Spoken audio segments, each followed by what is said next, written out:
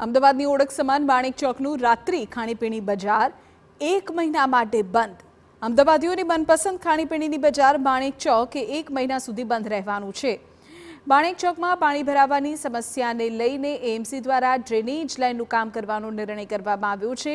ત્યારે ડ્રેનેજની કામગીરી દરમિયાન માણેક ચોકના વેપારીઓને બજાર બંધ રાખવાની સૂચના આપવામાં આવી છે।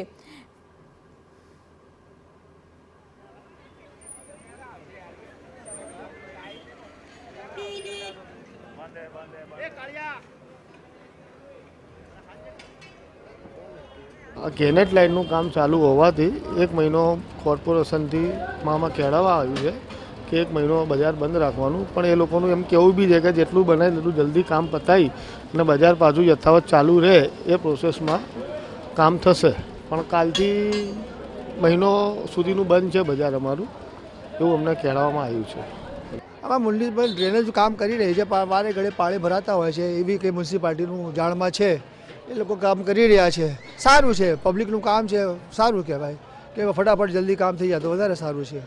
એટલું અમે આશા રાખીએ કે જે રોજીરોટીનો પ્રશ્ન છે જેમ બને તેમ વહેલું કામ થાય એટલે વધારે સારું ગણાય।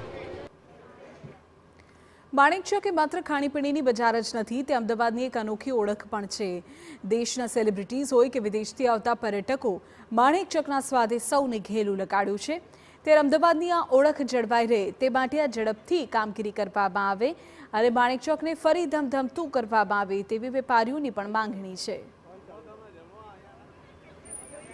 આમ તો 1 મહિનો એ બહુ વધારનો સમય છે, થોડુંક ઓછો એમને આ લોકોને બી થોડી તકલીફ પડે, એમને બી બિઝનેસ ના થઈ શકે, એટલે 15-20 દિવસની આસપાસમાં પતી જાય તો વધારે સારું છે એમ। મતલબ આમાં તો એવું છે કે મહિનો કહે છે પણ 20 દિવસમાં પતાવવાનું કહે છે। હવે જે આગળ થાય એ લોકોના હાથમાં જ છે, અમારા હાથમાં તો છે નહીં કશું। એમાં બજારને ઘણું નુકસાન થશે, નાના નાના માણસો કામ કરે છે એ લોકોની રોજગારમાં બી અસર પડશે, જે મજૂર છે વર્ગ એ લોકોને બહુ નુકસાન થશે।